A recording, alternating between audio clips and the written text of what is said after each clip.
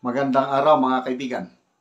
Pag-usapan natin ngayon yung nangyaring fellowship o meeting ng mga kongresista at ang Pangulong Marcos Jr. sa Malacanang kagabi.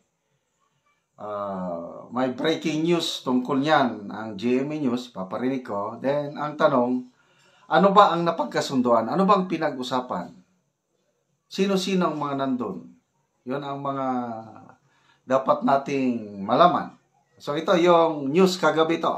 Sa compound ng Malacanang ang ilang sasakyan ng mga kongresista at sitwasyon doon tinututukan live ni Ivan Mayrina. Ivan.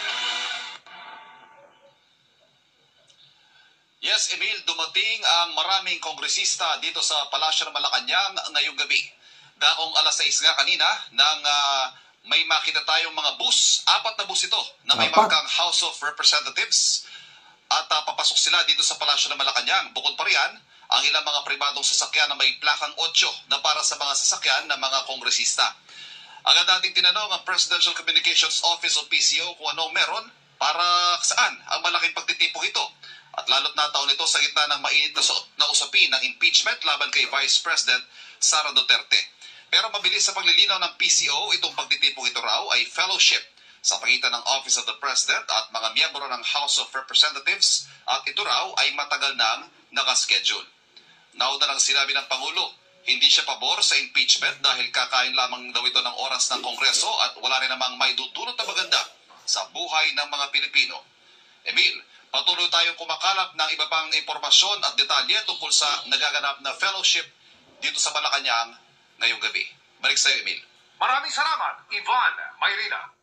Okay, so mga kaibigan, maniwala ba kayo na matagal nang naka-schedule itong meeting na ito? O kaya ay bigla ang pinatawag? Kasi nagkataon, ka-announce lang ng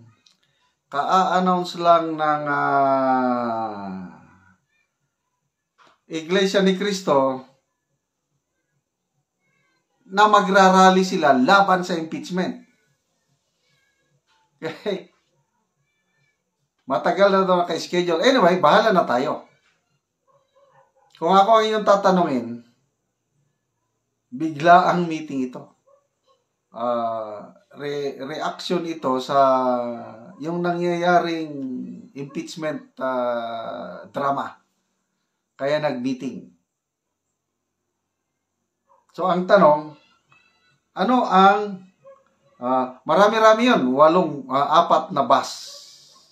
Ilang congressman ang masakay sa isang bus? Sabihin mo na lang pinaka-average 30. So apat, mga 100 plus na congressmen ang nag-fellowship sa Malacanang kagabi. So, sino-sino ang mga nandun? Anong napag-usapan? Okay, ito. May balita ang Net25 tungkol sa meeting kagabi. Binanggit kung sino-sinong mga nandun. Pakinggan natin. Pagpulong po kay Pangulong Bongbong Marcos ang mga miyembro ng House of Representatives sa Malacanang. Ayon sa Presidential Communications Office, layo ng pagpupulong ng isang fellowship sa pagitan ng Office of the President at miyembro ng Kamara. Matagal na anyang itinakda ang pulong na ito. Ang ilan sa dumalo ay sina House of Representatives Speaker Ferdinand Martin Romualdez at Majority Floor Leader Manix Dalipe. Dumating ho ang pagpupulong sa kaparehong araw ng paghahain ng ikalawang impeachment complaint laban kay VP Inday Sara. Ang mga karagdagan ng detalye ng pagtitipon ay hindi pa po inaanunsyo sa publiko.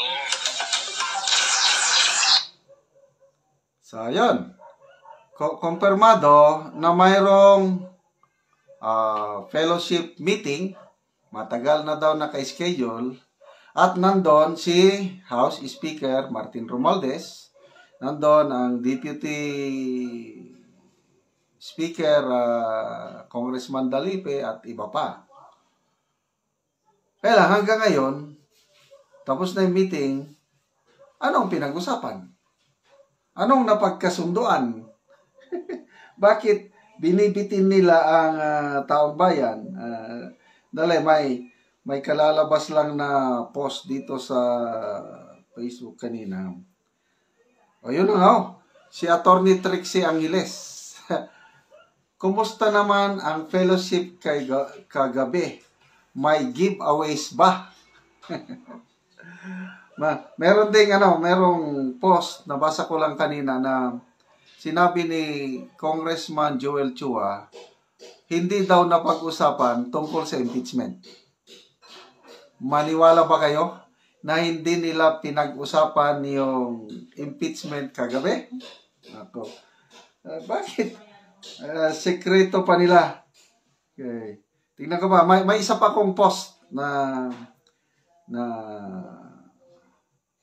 post ng GMA tungkol sa Manifesto of Support. Ito, GMA News.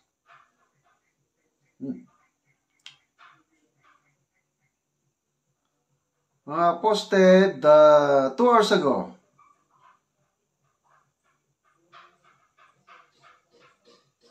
Okay, anyway. Yung Manifesto of Support,